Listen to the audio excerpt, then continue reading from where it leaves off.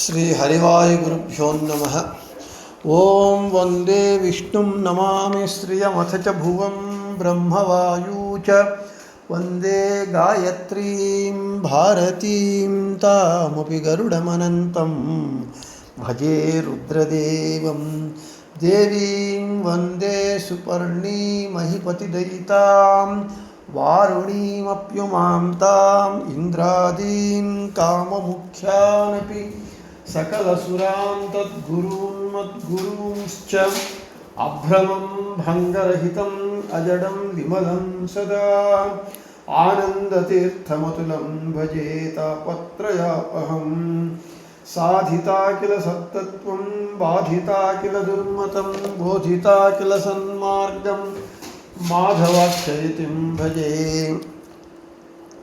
ಸಂಸ್ಥಾನ ರಕ್ಷಣೆ ಶೂರಾನ್ ಪ್ರಸನ್ನಾನ್ ರಾಘವಾರ್ಚನೆ ಪ್ರಣಮಾಮಿ ಗುರುಂ ನಿತ್ಯಂ ಪ್ರಸನ್ನಶೂರಮಾಧವಾನ್ ಪ್ರಸನ್ನಶೂರಮಾಧವ ಕರಾಬ್ಜೋತ್ಥಾನ್ ಯತೀಶ್ವರಾನ್ ವೀರರಾಮರತಾನ್ ವಂದೇ ವಿದ್ಯಾಸಾಗರ ಮಾಧವಾನ್ ಪೃಥ್ವೀಮಂಡಲಮಧ್ಯಸ್ಥಾಃ ಪೂರ್ಣಬೋಧ ಮತಾನುಗಾಃ ವೈಷ್ಣವಾಃ ವಿಷ್ಣುಹೃದಯಾಃ ತಾನ್ ನಮಸ್ಯೆ ಗುರೂನ್ ಮಮ ಆಪಾದಮೌಳಿಪರ್ಯಂತಂ ಗುರುಣಾಮಾಕೃತಿಂ ಸ್ಮರೇತ್ ತೇನ ವಿಘ್ನಾಃ ಪ್ರಣಶ್ಯಂತಿ ಸಿದ್ಧ್ಯಂತಿ ಚ ಮನೋರಥಾಃ. ಶ್ರೀ ವಿದ್ಯಾವಲ್ಲಭ ಮಾಧವತೀರ್ಥಗುರುಭ್ಯೋ ನಮಃ. ಹರಿ ಓಂ. ಓಂ ವಿಶ್ವಂ ವಿಷ್ಣುರ್ವಷಟ್ಕಾರೋ ಭೂತಭವ್ಯಭವತ್ಪ್ರಭುಃ ಭೂತಕೃದ್ಭೂತಭೃದ್ಭಾವೋ ಭೂತಾತ್ಮ ಭೂತಭಾವನಃ ಅಚ್ಯುತಃ ಪ್ರತಿತಃ ಪ್ರಾಣಃ ಪ್ರಾಣದೋ ವಾಸವಾನುಜಃ ಅಪಾಂ ನಿಧಿರಧಿಷ್ಠಾನಮಪ್ರಮತ್ತ ಪ್ರತಿಷ್ಠಿತಃ.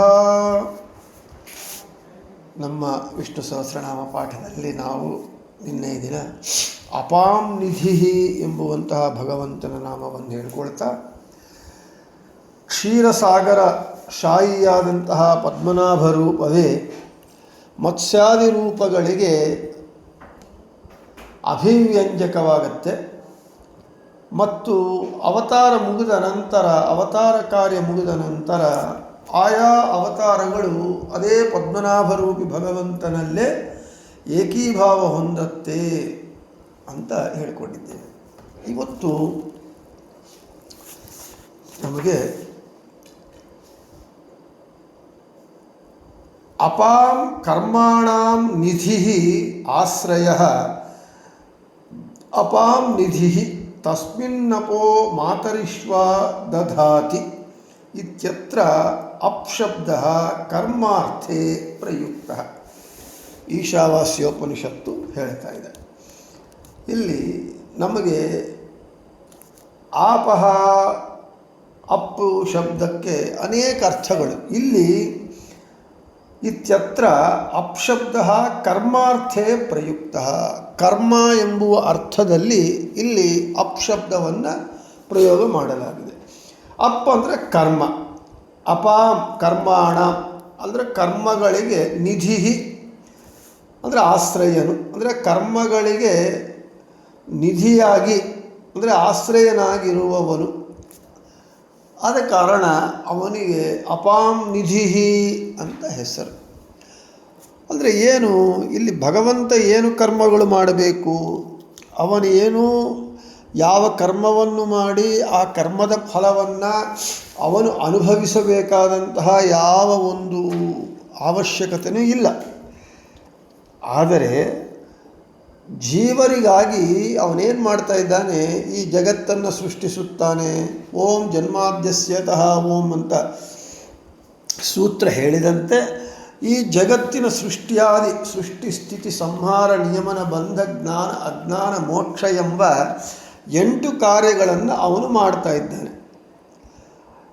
ಅದಲ್ಲದೆ ಅಷ್ಟೇ ಅಲ್ಲದೆ ಅವನೊಬ್ಬನೇ ಸ್ವತಂತ್ರನಾದ ಕಾರಣ ಈ ಜಗತ್ತಿನಲ್ಲಿರುವ ಎಲ್ಲ ಜೀವಜಾಲವೂ ಕೂಡ ಅಸ್ವತಂತ್ರರಾದ ಕಾರಣ ಈ ಜೀವರು ಕರ್ಮಗಳು ಮಾಡಬೇಕು ಅಂತ ಹೇಳಿದರೆ ಅವರು ಅಸ್ವತಂತ್ರರಾದ ಕಾರಣ ಮಾಡುವುದಕ್ಕೆ ಅವರಿಗೆ ಶಕ್ತಿ ಇರಲ್ಲ. ಆದ ಕಾರಣ ಎಲ್ಲರ ಅನಂತ ಜೀವರಾಶಿಗಳಲ್ಲಿ ಪ್ರತ್ಯೇಕವಾಗಿ ಒಂದೊಂದು ಜೀವನಲ್ಲಿ ಬಿಂಬನಾಗಿ ಇದ್ದು ತಾನು ಮಾಡಿಸುತ್ತಾ ಆ ಕರ್ಮ ಫಲಗಳನ್ನು ಜೀವರಿಗೆ ಉಣಿಸ್ತಾ ಇದ್ದಾನೆ ಭಗವಂತ.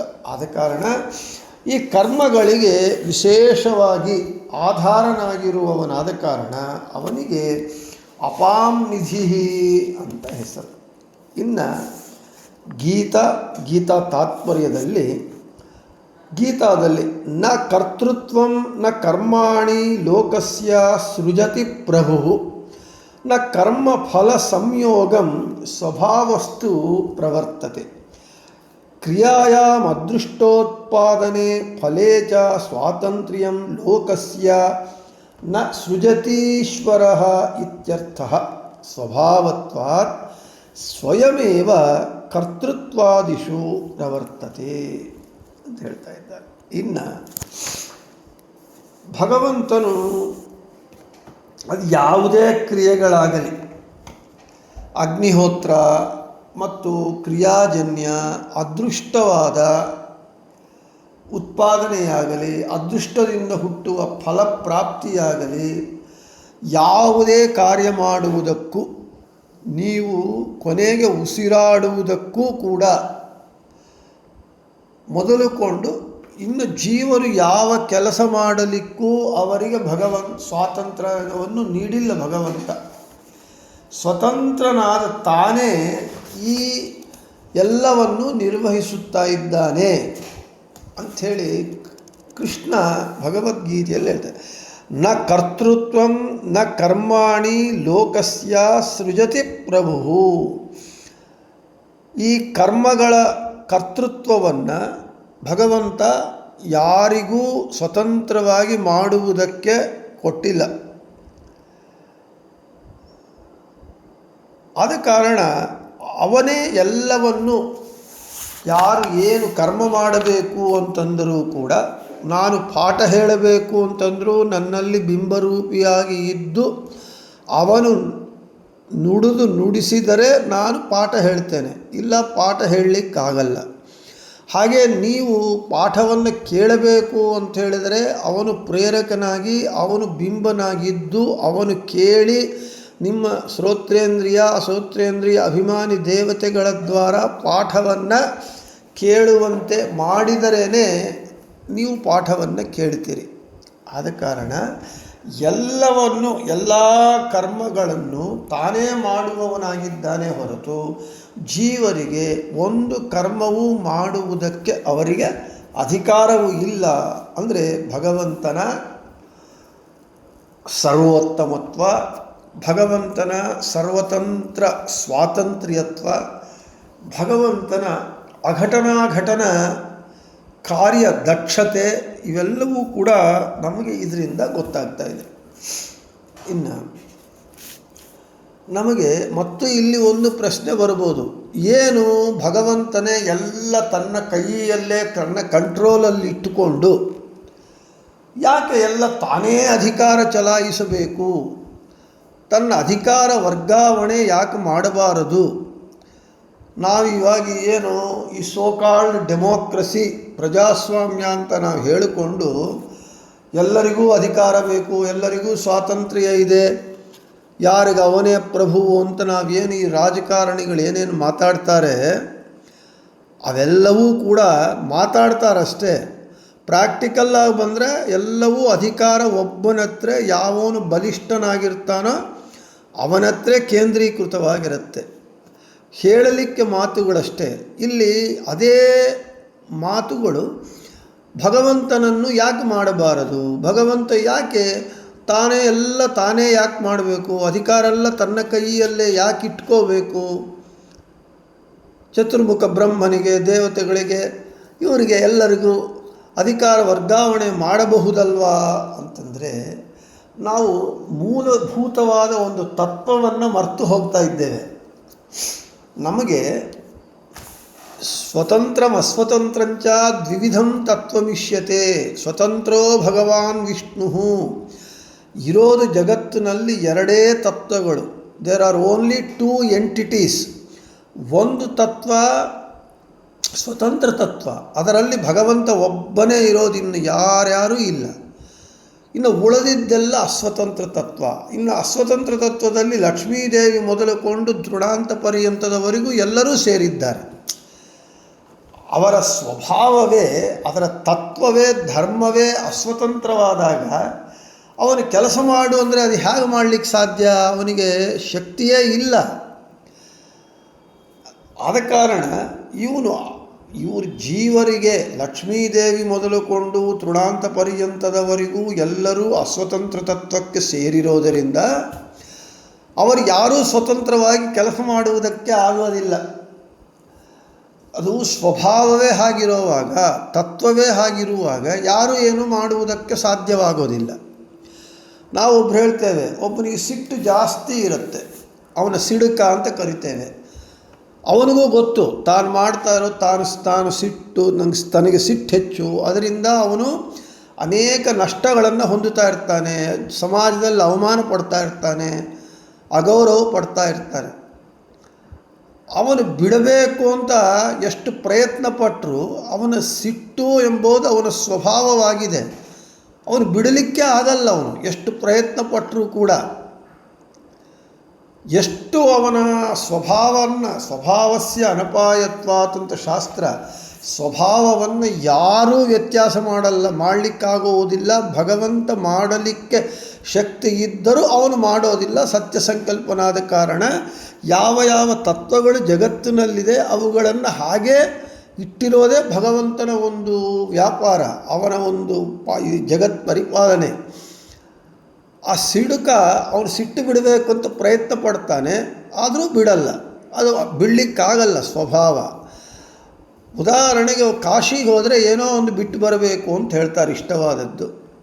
ಸರಿ, ಅವನು ಸಿಟ್ಟು ಬಿಟ್ಟು ಬಂದ, ಸಿಟ್ಟನ್ನು ಕಾಶಿಯಲ್ಲಿ ಬಿಟ್ಟು ಬಂದ ಮೇಲೆ ಒಬ್ಬರು ಕೇಳಿದ್ರು, ಅವನ ಸ್ನೇಹಿತ, ಏನು ಬಿಟ್ಟು ಕಾಶಿಯಲ್ಲಿ? ಸಿಟ್ಟು ಬಿಟ್ಟೆ.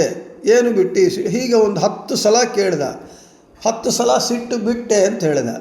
11ನೇ ಸಲ ಕೇಳೋಷ್ಟೊತ್ತಿಗೆ ನಾ ಸಿಟ್ಟು ಬಿಟ್ಟೆ ಅಂತ ಗಟ್ಟಿ ಸಿಟ್ಟು ಮಾಡ್ಕೊಂಡು ಹೇಳ್ದ. ಆದ ಕಾರಣ ಹೇಗೆ ಸ್ವಭಾವ ವ್ಯತ್ಯಾಸ ಮಾಡಲಿಕ್ಕಾಗುವುದಿಲ್ಲವೋ ಹಾಗೆ ಈ ಎಲ್ಲರೂ ಅಸ್ವತಂತ್ರರಾದ ಕಾರಣ, ಅವರ ತತ್ವವೇ, ಸ್ವಭಾವವೇ, ಧರ್ಮವೇ ಅಸ್ವತಂತ್ರವಾದ ಕಾರಣ ಅವರು ಸ್ವತಂತ್ರವಾಗಿ ಕೆಲಸ ಮಾಡುವುದಕ್ಕೆ ಸಾಧ್ಯವಾಗುವುದಿಲ್ಲ. ಆದ ಕಾರಣ ಭಗವಂತ ಕರುಣಾಮೂರ್ತಿಯಾಗಿ ಎಲ್ಲರಲ್ಲೂ, ಲಕ್ಷ್ಮೀದೇವಿ ಮೊದಲುಕೊಂಡು ತೃಣಾಂತ ಪರ್ಯಂತದವರೆಗೂ ಎಲ್ಲರಲ್ಲೂ ವ್ಯಾಪ್ತನಾಗಿದ್ದು, ತದಾಕಾರನಾಗಿ, ತನ್ನಾಮಕನಾಗಿ, ತದ್ವಾಚ್ಯನಾಗಿ, ತದಂತರ್ಯಾಮಿಯಾಗಿ, ತದ್ಭಿನ್ನನಾಗಿ ಅವರಿಂದ ಎಲ್ಲ ಕೆಲಸಗಳನ್ನು ತಾನು ಮಾಡಿಸುತ್ತಾ ಇದ್ದಾನೆ. ಆದ ಕಾರಣ ಅವನು ಎಲ್ಲರನ್ನೂ ಅವನು ಇಟ್ಕೊಂಡಿದ್ದಾನೆ ಹೊರತು, ಕೊಟ್ಟರೂ ಅಧಿಕಾರ ಕೊಟ್ಟರೂ ನಿರ್ವಹಿಸಲಿಕ್ಕೆ ಇವರಿಗೆ ಶಕ್ತಿ ಇಲ್ಲ, ಸ್ವಾತಂತ್ರ್ಯವಿಲ್ಲ, ಸಾಮರ್ಥ್ಯವಿಲ್ಲ. ಅಷ್ಟೇ ಹೊರತು ಭಗವಂತ ಎಲ್ಲವೂ ತಾನೇ ಯಾಕೆ ಅಧಿಕಾರವನ್ನು ಕೇಂದ್ರೀಕೃತ ಮಾಡಿಕೊಂಡಿರ್ತಾನೆ ಎಂಬುದಕ್ಕೆ ಸಮಾಧಾನ. ಆದ ಕಾರಣ ಎಲ್ಲ ಕರ್ಮಗಳಿಗೂ ಅವನು ಆಶ್ರಯಭೂತನಾಗಿದ್ದಾನೆ. ಇನ್ನು ಭಾಗವತ ತಾತ್ಪರ್ಯ ನಿರ್ಣಯ ಮತ್ತು ಈಶಾವಾಸ್ಯೋಪನಿಷತ್ ಭಾಷ್ಯ. ಉದಧಿ ಕರ್ಮಣಾನೀಶಃ ಬೃಹತ್ ಸಂಹಿತಾ ವಾಕ್ಯ. ತಸ್ಮಿನ್ನಪೋ ಮಾತರಿಶ್ವಾ ದಧಾತಿ ತಸ್ಮಿನ್ ಕರ್ಮಣ್ಯಧಾನ್ಮರುತ್ ಮಾರುತ್ಯೇವ ಯತಶ್ಚೇಷ್ಟಾ ಸರ್ವಾ ತಾಂ ಹರಯೇರ್ಪಯೇತ್. ಭಾಗವತ ತಾತ್ಪರ್ಯ ನಿರ್ಣಯದಲ್ಲಿ ಬೃಹತ್ ಸಂಹಿತಾ ವಾಕ್ಯವನ್ನು ಹೇಳುತ್ತಾರೆ. ಉದಧಿಹಿ ಕರ್ಮಣಾನೀಶಃ, ಈ ಕರ್ಮಗಳನ್ನು ನಡೆಸುವುದರಲ್ಲಿ, ಅವುಗಳಿಂದ ಅದೃಷ್ಟವನ್ನು ಹುಟ್ಟಿಸುವುದರಲ್ಲಿ ಹಾಗೂ ಅದೃಷ್ಟಕ್ಕೆ ಅನುಗುಣವಾಗಿ ಫಲಗಳನ್ನು ಜೀವರಿಗೆ ಕೊಡುವುದರಲ್ಲಿ ಭಗವಂತನೇ ವಿಶೇಷವಾಗಿ ಪಾತ್ರಧಾರಿಯಾಗಿದ್ದಾನೆ. ಅವನೇ ಈಶನಾಗಿದ್ದಾನೆ. ಕರ್ಮಣಾನೀಶಃ, ಈಶನಾಗಿದ್ದಾನೆ, ಆಧಾರನಾಗಿದ್ದಾನೆ. ಆದ ಕಾರಣ ಅವನನ್ನು ಒಡೆಯನಾಗಿದ್ದಾನೆ. ಆದ ಕಾರಣ ಅವನು ಉದಧಿ ಅಂತ ಬೃಹತ್ ಸಂಹಿತ ಹೇಳ್ತಾ ಇದೆ. ಹೀಗೆ ಎಲ್ಲ ಕರ್ಮಗಳಿಗೂ ಅವನೇ ಈಶನಾಗಿರೋದರಿಂದ, ಒಡೆಯನಾಗಿರೋದರಿಂದ ತಸ್ಮಿನ್ನಪೋ ಮಾತರಿಶ್ವ ದಧಾತಿ. ಈಶಾವಾಸ್ಯ ಉಪನಿಷತ್ತೇನು ಹೇಳ್ತಾ ಇದೆ? ಸರ್ವ ಕರ್ಮಗಳಿಗೂ ಅವನೇ ಒಡೆಯನಾಗಿರೋದರಿಂದ, ಭಗವಂತನೇ ಒಡೆಯನಾಗಿರೋದರಿಂದ, ಮತ್ತು ಪ್ರಾಣದೇವರು ಏನು ಮಾಡ್ತಾ ಇದ್ದಾರೆ? ತಸ್ಮಿನ್ನಪೋ ಮಾತರಿಶ್ವ ದಧಾತಿ. ಅದಕ್ಕೆ ಭಾಷ್ಯದಲ್ಲಿ ಆಚಾರ್ಯ ಹೇಳ್ತಾರೆ, ತಸ್ಮಿನ್ ಕರ್ಮಣ್ಯಧಾನ್ ಮಾರುತ್ಯೇವ ಯತಶ್ಚೇಷ್ಟ ಸರ್ವ ತಾಂ ಹರಯೇ ಅರ್ಪಯೇತ್. ಬ್ರಹ್ಮಾಂಡ ವಾಕ್ಯವನ್ನು, ಬ್ರಹ್ಮಾಂಡ ಪುರಾಣದ ವಾಕ್ಯವನ್ನು ಉಲ್ಲೇಖ ಮಾಡ್ತಾರೆ ಆಚಾರ್ಯರು. ಸರ್ವಕರ್ಮಗಳಿಗೂ ಅವನೇ ಪ್ರಭುವಾಗಿರೋದರಿಂದ ಪ್ರಾಣದೇವರು ಏನು ಮಾಡ್ತಾ ಇದ್ದಾರೆ? ಏನು ಈ ತಮ್ಮ ಮಾಧ್ಯಮದಲ್ಲಿ ಏನೇನು ಜೀವರು ಏನೇನು ಕರ್ಮಗಳನ್ನು ಮಾಡಿಸ್ತಾರೆ, ಆ ಕರ್ಮಗಳೆಲ್ಲ ವಾಯುದೇವರ ಮೂಲಕ ನಾವು ಯಾರಿಗೆ ಸಮರ್ಪಣೆ ಮಾಡ್ತಾ ಇದ್ದೇವೆ? ನಾವು ವಾಯುದೇವರಿಗೆ ಸಮರ್ಪಣೆ ಮಾಡಿದರೆ ವಾಯುದೇವರು ಭಗವಂತನಿಗೇನೆ ಸಮರ್ಪಣೆ ಮಾಡ್ತಾ ಇದ್ದಾರೆ. ಅಂದರೆ ನಮ್ಮ ಮಧ್ವ ಸಿದ್ಧಾಂತ ಎಷ್ಟು ಶಾಸ್ತ್ರೀಯವಾಗಿದೆ ನೋಡ್ರಿ. ನಾವು ಏನು ಕರ್ಮ ಮಾಡಿದರೂ ಭಾರತೀರಮಣ ಮುಖ್ಯ ಪ್ರಾಣಾಂತರ್ಗತ ವಿಷ್ಣು ಪ್ರೇರಣೆಯ ವಿಷ್ಣು ಪ್ರೀತ್ಯರ್ಥಂ ಸಂಕಲ್ಪ ಮಾಡ್ತೇವೆ. ಸಮರ್ಪಣೆ ಮಾಡುವಾಗ ಕೂಡ ಸಂಕಲ್ಪ ಸಮರ್ಪಣೆ ಮಾಡುವವಳಿಗೆ ಕೂಡ ಭಾರತೀಯರು ಮುಖ್ಯ ಪ್ರಾಣಾಂತರ್ಗತ ಶ್ರೀ ಲಕ್ಷ್ಮೀನಾರಾಯಣ ಪ್ರೀತಾಂ ಪ್ರಿಯತೋ ವರದೋ ಭವತು ಕೃಷ್ಣಾರ್ಪಣಮಸ್ತು ಅಂತ ಹೇಳ್ತೇವೆ. ನಾವು ನೇರಾಗಿ ಕರ್ಮಗಳನ್ನು ಭಗವಂತನಿಗೆ ಸಮರ್ಪಣೆ ಮಾಡುವುದಕ್ಕೆ ನಮಗೆ ಅಧಿಕಾರವಿಲ್ಲ. ವಾಯುದೇವರ ಮೂಲಕ, ಜೀವೋತ್ತಮರಾದ ವಾಯುದೇವರ ಮೂಲಕ, ಅದಕ್ಕೆ ನಾವು ಭಾರತೀರಮಣ ಮುಖ್ಯ ಪ್ರಾಣಾಂತರ್ಗತ ನಮ್ಮ ಕರ್ಮಗಳನ್ನು ವಾಯುದೇವರ ಮೂಲಕ ನಾವು ವಾಯುದೇವರಿಗೆ ಸಮರ್ಪಣೆ ಮಾಡಿದರೆ ಅದೇ ಸರ್ವ ಕರ್ಮಗಳಿಗೂ ಭಗವಂತನೇ ಒಡೆಯನಾಗಿರೋದರಿಂದ ನಾವು ವಾಯುದೇವರಿಗೆ ಸಮರ್ಪಣೆ ಮಾಡಿದರೆ ಆ ವಾಯುದೇವರು ಎಲ್ಲ ಕರ್ಮಗಳನ್ನು ಭಗವಂತನಿಗೇನೆ ಸಮರ್ಪಣೆ ಮಾಡ್ತಾರೆ. ಕೃಷ್ಣಾರ್ಪಣಮಸ್ತು ಅಂಥೇಳಿ. ಆದ ಕಾರಣ ಈ ರೀತಿಯಾಗಿ ಎಲ್ಲ ಕರ್ಮಗಳಿಗೂ ಒಡೆಯನಾಗಿರೋದರಿಂದ ಭಗವಂತ ಕರ್ಮ ಅಪ ಅಂದರೆ ಕರ್ಮ ಅಂತ ಆದ ಕಾರಣ ಕರ್ಮಗಳಿಗೆ ಈಶನು ಪ್ರಭುವು ಆಗಿರೋದರಿಂದ, ಆಶ್ರಯನಾಗಿರೋದರಿಂದ ಭಗವಂತನಿಗೆ ಅಪಾಂನಿಧಿ ಅಂತ ಹೆಸರು. ಇನ್ನು ಮಧ್ಯಮಾನ ಮಹಾರ್ಣವಧಾರಣಾತ್ ಅಪಾಂನಿಧಿ. ಹೀಗೆ ಅಮೃತಕ್ಕಾಗಿ ಸಾಗರವನ್ನು ಕಡದರು ದೇವತೆಗಳು, ರಾಕ್ಷಸರು ಎಲ್ಲರೂ ಸೇರಿ ಆ ಸಾಗರವನ್ನು ಕಡಿಯುವಾಗ ಆ ಸಾಗರಕ್ಕೆ ಆಧಾರಭೂತನಾಗಿದ್ದಾನೆ ಭಗವಂತ, ಅದಕ್ಕೆ ಆಶ್ರಯನಾಗಿದ್ದಾನೆ. ನಮಗೆ ಸಾಗರ ಮಥನದಲ್ಲಿ ಆ ಸಾಗರಕ್ಕೆ ಅವನು ಆಶ್ರಯನಾಗಿದ್ದಾನೆ.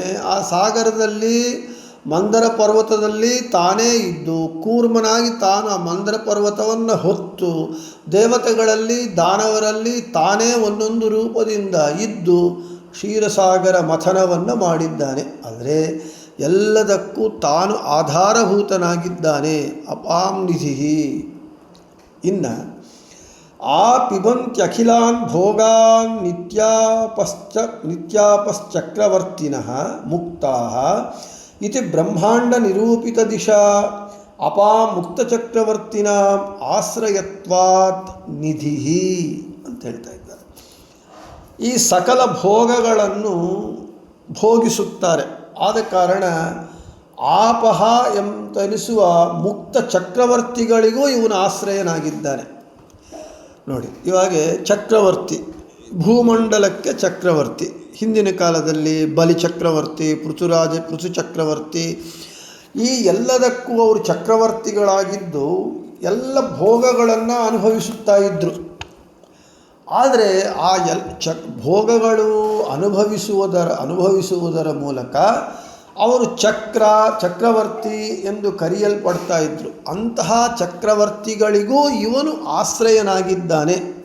ಅಪಾಂನಿಧಿ ಅಂಥೇಳಿ ಆಪಹ ಎಂದು ಕರೆಯಲ್ಪಡುವಂತಹ ಮುಕ್ತ ಚಕ್ರವರ್ತಿಗಳು, ಚಕ್ರ ಎನಿಸುವಂತಹ ಮುಕ್ತನಾದ ವಾಯುಸುತನನ್ನು ಸಾಕ್ಷಾತ್ತಾಗಿ ಆಧರಿಸಿಕೊಂಡಿರುವುದಾದರೂ ಕೂಡ ಅವರಿಗೆ ಮುಕ್ತಾಧಾರ ಭಗವಂತನಾಗಿದ್ದಾನೆ. ನಮಗೆ ಕಸ್ಮಿನ್ ಖಲ್ವಾಪ ಓತಾಶ್ಚ ಪ್ರೋತಾಶ್ಚೇತಿ ವಾಯೌ ಗಾರ್ಗಿ ಆಪಿಬಂತ್ಯ ಕಿಲಾನ್ ಭೋಗಾ ನಿತ್ಯಾಪಶ್ಚಕ್ರವರ್ತಿನಃ ಮುಕ್ತಾಸ್ತೇಷಾಂ ವಾಯುಸುತಶ್ಚಕ್ರೋ ನಾಮ ವ್ಯಪಾಶ್ರಯ ಮುಕ್ತ ಬ್ರಹ್ಮಾಂಡ ಪುರಾಣ. ಮತ್ತು ಪರಮೋಧಿಪತಿಸ್ತೇಷಾಂ ವಿಷ್ಣುರೇವ ನ ಸಂಶಯ ಬ್ರಹ್ಮಾದಿ ಮಾನುಷಾಂತಾನಾಂ ಸರ್ವೇಷಾಂ ಅವಿಶೇಷತಃ. ಬ್ರಹ್ಮಸೂತ್ರ ಭಾಷ್ಯದಲ್ಲಿ ವರಾಹ ಪುರಾಣ ವಾಕ್ಯ. ಒಟ್ಟು ಏನು ತಾತ್ಪರ್ಯ ಅಂದರೆ ಆಪ ಎಂದು ಕರೆಯಲ್ಪಡುವಂತಹ ಚಕ್ರವರ್ತಿಗಳಿಗೂ ಮತ್ತು ವಾಯುದೇವರಿಗೂ ನಾವೆಲ್ಲರೂ ವಾಯುದೇವರನ್ನು ಆಶ್ರಯಿಸಿಕೊಂಡಿರ್ತೇವೆ. ಅವರಿಗೂ ವಾಯುದೇವರಿಗೂ ಅಂದರೆ ಎಲ್ಲರಿಗೂ ಪರಂಪರಾಗತವಾಗಿ ನಾವು ನಮ್ಮಿಂತ ದೊಡ್ಡವರನ್ನು ನಾವು ಆಶ್ರಯಿಸಿಕೊಂಡಿರ್ತೇವೆ. ಹಾಗೆ ಪರಂಪರಾವಾಗಿ ವಾಯುದೇವರು ಲಕ್ಷ್ಮೀದೇವರು ಎಲ್ಲರಿಗೂ ಆಶ್ರಯಭೂತನಾದವನು, ಆಧಾರಭೂತನಾಗಿರುವವನು ಭಗವಂತ. ಮುಖ್ಯಾಧಾರನು ಭಗವಂತನೇ ಆಗಿದ್ದಾನೆ. ಆದ ಕಾರಣ ಅಪಾಂ ನಿಧಿ ಅಂತ ಭಗವಂತನಿಗೆ ಹೆಸರು. ಇನ್ನು ಜಿಜ್ಞಾಸೆ, ಈ ಭಗವಂತ ಇದ್ದಾನೇನು ಅಂತ ಅನೇಕ ಜನ ಪ್ರಶ್ನೆ ಮಾಡ್ತಾರೆ. ಅದಕ್ಕೆ ಉತ್ತರ ಏನು ಅಂತ ಹೇಳಿದರೆ, ನಮಗೆ ನಮ್ಮ ಮನೆಯಲ್ಲಿ ನಮ್ಮ ಮಕ್ಕಳಿಗೆ ನಮ್ಮ ಅಪ್ಪನ ಹೆಸರು ಇಡ್ತೇವೆ, ಅಂದರೆ ಅವನಿಗೆ ತಾತನ ಹೆಸರು ಇಡ್ತೇವೆ ಅಥವಾ ಮುತ್ತಾತನ ಹೆಸರು ಇಡ್ತೇವೆ. ಹೀಗಿರುವಾಗ ನಮಗೆ ನಮ್ಮ ಮೊಮ್ಮಗ ಅಂತ ಇಟ್ಕೊಳ್ಳಿ. ನಮ್ಮ ಮೊಮ್ಮಗ ನಮ್ಮ ಅಪ್ಪನ್ನ ನೋಡಿರಲ್ಲ, ಅವನು ಅಂದರೆ ಮುತ್ತಾತನ ನೋಡಿರಲ್ಲ, ಅಥವಾ ಮುತ್ತಾತನ ಅಪ್ಪನ್ನ ನೋಡಿರೋದಿಲ್ಲ. ಹೆಸರಿಟ್ಟಿರ್ತೇವೆ. ನಾವು ಹೇಳ್ತೇವೆ, ನೋಡು ನಮ್ಮ ತಾತನ ಹೆಸರು ನಿನಗಿಟ್ಟಿದ್ದೇನೆ ಅಂತ ನಮ್ಮ ಮೊಮ್ಮಗನಿಗೆ ನಾವು ಹೇಳ್ತೇವೆ. ಅಲ್ಲಿ ಏನು ಅರ್ಥ ಆಯ್ತು ಆವಾಗ? ಶ್ರೀನಿವಾಸ ಅಂತ ನಮ್ಮ ತಾತನಿಗಿತ್ತು, ನನ್ನ ಮೊಮ್ಮಗನಿಗೆ ನಾನು ಹೇಳ್ತೇನೆ, ನೋಡು ನಿನ್ನ ಹೆಸರು ಶ್ರೀನಿವಾಸ, ಇದು ಯಾಕಿಟ್ಟಿದ್ದೇವೆ ಅಂದರೆ ನಮ್ಮ ತಾತನಿಗೆ ನಾನು ಹೆಸರಿಟ್ಟಿದ್ದೇನೆ, ಆ ಹೆಸರು ನಿನಗಿಟ್ಟಿದ್ದೇನೆ ಅಂತ ನಾವು ಹೇಳ್ತೇವೆ. ಅಲ್ಲಿಗೆ ಅರ್ಥಾತ್ ಏನಾಯಿತು? ನನ್ನ ಮೊಮ್ಮಗ ನನ್ನ ತಾತನನ್ನು ನೋಡದೇ ಇದ್ದರೂ ಆವಾಗ ಅವಾಗೇನಾಯಿತು? ಆ ಶ್ರೀನಿವಾಸ ಎಂಬೋ ಅವನಿಗೆ ಮುತ್ತಾತನ ಅಪ್ಪ ಇದ್ದ ಅಂತ ಗೊತ್ತಾಗತ್ತೆ. ಹಾಗೆ ಭಗವಂತನಿಗೆ ನಾವು ಮುಖ್ಯವಾಗಿ ಹೇಳ್ಕೊಂಡ್ವಿ, ಅವನಿಗೆ ಆಪಹ ಅಂತೇಳಿ. ಮಿಕ್ಕವರಿಗೂ ಆಪಹ ಅಂತ ಹೆಸರುಗಳು, ವಾಯುದೇವರಿಗೆ, ಬ್ರಹ್ಮದೇವರಿಗೆ, ಚಕ್ರವರ್ತಿಗಳಿಗೆ ಇವರಿಗೂ ಆಪಹ ಅಂತ ಹೆಸರಿಟ್ಟಿದ್ದೇವೆ ಅಂತಂದರೆ ಪರಮ ಮುಖ್ಯ ವೃತ್ತಿಯಿಂದ ಭಗವಂತನೇ, ಅಮುಖ್ಯ ವೃತ್ತಿಯಿಂದ ಇವರೆಲ್ಲರೂ ತಿಳಿತಾರೆ. ಹಾಗೆ ನಮ್ಮ ಮೊಮ್ಮಗನಿಗೆ ನಮ್ಮ ತಾತನ ಹೆಸರು ಶ್ರೀನಿವಾಸ ಅಂತ ಇಟ್ಟು ಹೇಳಿದಾಗ ಶ್ರೀನಿವಾಸನು ಎಂಬೋ ವ್ಯಕ್ತಿ ಇದ್ದಾನೆ ಅಂತ ನಮಗೆ ಹೇಗೆ ಗೊತ್ತಾಗುತ್ತೋ, ಹಾಗೆ ಆಪಹ ಎಂಬ ಹೆಸರು ಭಗವಂತನಿಗಿದೆ, ಅದೇ ಹೆಸರು ದೇವತೆಗಳಿಗೆ ಇದೆ. ಅಂದರೆ ಅರ್ಥಾತ್ ಭಗವಂತ ಇದ್ದಾನೆ, ಆಪನಾಮಕ ಶಬ್ದವಾಚ್ಯನಾದ ಭಗವಂತ ಇದ್ದಾನೆ ಎಂಬುದು ಗೊತ್ತಾಗುತ್ತೆ. ಈ ರೀತಿಯಾಗಿ ಭಗವಂತನ ಇದ್ದಾನೆ ಎಂಬ ವಿಷಯವನ್ನು ನಾವು ತಿಳ್ಕೊಳ್ಳಬಹುದು ಅಂತ ಹೇಳ್ತಾ ಇದ್ದಾರೆ. ಇನ್ನು ಬೃಹತಿ ಸಹಸ್ರದ ಪ್ರಕಾರ ಓಂ ಅಪಾಂ ನಿಧಯೇ ನಮಃ ಓಂ ಅಮೇದುಗ್ರಶ್ರುಧೀಹವಂ ಇಮಾಸ್ತ ಇಂದ್ರ ಪೃಷ್ಣಯೋ ಘೃತಂ ದುಹತ ಆಶಿರಂ ಏನಾಮೃತಸ್ಯ ಪಿಪ್ಯುಷೀಹಿ ಯಾ ಇಂದ್ರ. ಉಗ್ರ ಉತ್ತಮನೆಂದು ನಾವು ಲೆಕ್ಕ ಹಾಕಿದವನು, ಗಣಿಸಲ್ಪಟ್ಟವನು, ಅಂದರೆ ನಾವು ಉತ್ತಮನು ಅಂತ ತಿಳಿದವನು ಇಂದ್ರನೇ. ಈಗ ಹವಂ ನನ್ನ ಪ್ರಾರ್ಥನೆಯನ್ನು ಶ್ರುಧಿ ಕೇಳು. ಇಮಾಹ ಮುಂದೆ ಹೇಳುವ ಪೃಷ್ಣಯ ಹಸುಗಳು ಅಂದರೆ ಮಾತುಗಳು, ತೇ ನಿನಗಾಗಿ ಘೃತಂ ತುಪ್ಪವನ್ನು, ಆಶಿರಂ ಮೊಸರನ್ನು, ದುಹತೆ ಕರೆಯುತ್ತವೆ. ಇಂದ್ರನೇ ಋತಸ್ಯ ಸತ್ಯವಾಗಿ ಫಲ ನೀಡುವ ಯಾಹ ಪವಿತ್ರವಾದ ಏನಾಂ ಈ ತುಪ್ಪ ಮೊದಲಾದ ದ್ರವ್ಯವನ್ನು ಪಿಪ್ಯುಷೀಹಿ ಕುಡಿ ಅಂತೇಳಿ. ಅಂದರೆ ಹೇ ಸ್ವಾಮಿ, ಇಂದ್ರನಾಮಕ ಭಗವಂತನಾದ ಶ್ರೀಹರಿ, ನೀನು ಯಾರಿಗೆ ನೀನು ನಿನ್ನ ಭಕ್ತರಿಗಾಗಿ ನೀನು ಕರುಣಾಮಯಿ, ಹೇಗೆ ಹಸುವು ತನ್ನ ಕರುವಿನಲ್ಲಿ ಓಡಿ ಹೋಗುತ್ತೋ, ತನ್ನ ಕರುವಿಗಾಗಿ ಹಸುವು, ಹಾಗೆ ನೀನು ನಿನ್ನ ಭಕ್ತರಿಗಾಗಿ ಓಡೋಡಿ ಬರ್ತೀಯ. ಇವಾಗ ನನ್ನ ಪ್ರಾರ್ಥನೆ ಕೇಳು. ಈ ಹಸುಗಳೇನಿದೆ, ನಮಗೆ ಬೇಕಾದ ಈ ತುಪ್ಪ ಮೊಸರು ಎಲ್ಲವನ್ನ ಈ ಕೊಡತ್ತೆ ಹಾಲು ಹಸುಗಳು. ಹಾಗೆ ನಮ್ಮ ಮಾತುಗಳು, ಇಲ್ಲಿ ಪೃಷ್ಣಯ ಅಂದರೆ ಹಸುಗಳು ಮತ್ತು ಮಾತುಗಳು, ನಮ್ಮ ಮಾತುಗಳೆಲ್ಲ ಅಂದರೆ ನಾವು ಏನು ನಿನ್ನ ಸ್ತೋತ್ರ ಮಾಡ್ತೇವೆ, ನಮ್ಮ ಮಾತುಗಳೆಲ್ಲ ಆಧ್ಯಾತ್ಮದೊಂದಿಗೆ ನಿನ್ನ ಜೊತೆಗೆ ಸೇರಿಕೊಂಡು ಪುಣ್ಯವನ್ನೇ ಕೊಡುತ್ತೆ. ಇವೆಲ್ಲವೂ ನೀನು ಸ್ವೀಕರಿಸಬೇಕು. ಇದು ನಮ್ಮ ಪ್ರಾರ್ಥನೆ. ಅಂದರೆ ನಾವು ಏನು ನಿನ್ನ ಸ್ತೋತ್ರ ಮಾಡ್ತೇವೆ, ಹರಿ ಭಗವಂತನೇ, ಇದನ್ನೆಲ್ಲವನ್ನು ನೀನು ಸ್ವೀಕಾರ ಮಾಡು ಅಂತ ನಮ್ಮ ಪ್ರಾರ್ಥನೆ ಅಂತ ಹೇಳ್ತಾ ಅದೇ ಹೇಳ್ತಾ ಇದ್ದಾರೆ. ಅಪಾಂ ಸತ್ಕರ್ಮಗಳಿಗೆ, ಹೋಮ ದ್ರವ್ಯಗಳಿಗೆ ನಿಧಿಹಿ, ನೀನು ಸ್ವೀಕರಿಸುವವನಾದ್ದರಿಂದ ಅಪಾಂ ನಿಧಿಹಿ. ಅಪಾಂ ಅಪ್ ಕಾರ್ಯಾಣಾಂ ಘೃತದಧ್ಯಾದೀನಾಂ ನಿಧಿಹಿ ಪಾತೃತ್ವೇನ ಆಶ್ರಯ ಇತಿ ಅಪಾಂ ನಿಧಿಹಿ. ಅಂದರೆ ಶ್ರೇಷ್ಠವಾದಂತಹ ಏನು ಇದಕ್ಕೆಲ್ಲವೂ ಕೂಡ ನೀವು ಈ ಶ್ರೇಷ್ಠವಾದ ಹಾಲು ಮೊಸರು ತುಪ್ಪ ಇವೆಲ್ಲವನ್ನೂ ನೀನು ಸ್ವೀಕರಿಸು. ಹೋಮ ದ್ರವ್ಯಗಳಿಗೆ ನಿಧಿಯಾಗಿದ್ಯಾ. ನಾವು ಏನು ಹೋಮದಲ್ಲಿ ಹಾಲು ತುಪ್ಪ ಏನೇನೇನು ಹಾಕ್ತೇವೆ ಅವೆಲ್ಲವನ್ನೂ ನೀನು ಸ್ವೀಕರಿಸ್ತೀಯ, ಅದಕ್ಕೆ ನಿಧಿಯಾಗಿದ್ದಿ. ಆದ ಕಾರಣ ನೀನು ಅಪಾಂ ನಿಧಿಹಿ ಅಂತ ನಿಮಗೆ ಹೆಸರು ಅಂತ ಭಗವತಿ ಶಾಸ್ತ್ರದ ಪ್ರಕಾರ ಹೇಳಿ, ಇನ್ನು ಇವತ್ತಿಗೆ ಅಪಾಂ ನಿಧಿಹಿ ಹೆಸರನ್ನು ಮುಗಿಸಿ ನಾಳೆ ಅಧಿಷ್ಠಾನಂ ಎಂಬುವಂತಹ ಭಗವಂತನ ನಾಮವನ್ನು ಹೇಳಿಕೊಳ್ಳೋಣ ಅಂತ ಹೇಳ್ತಾ ಶ್ರೀಕೃಷ್ಣಾರ್ಪಣಮಸ್ತು ಮಧ್ವೇಶಾರ್ಪಣಮಸ್ತು. ಎಲ್ಲರಿಗೂ ಶುಭ.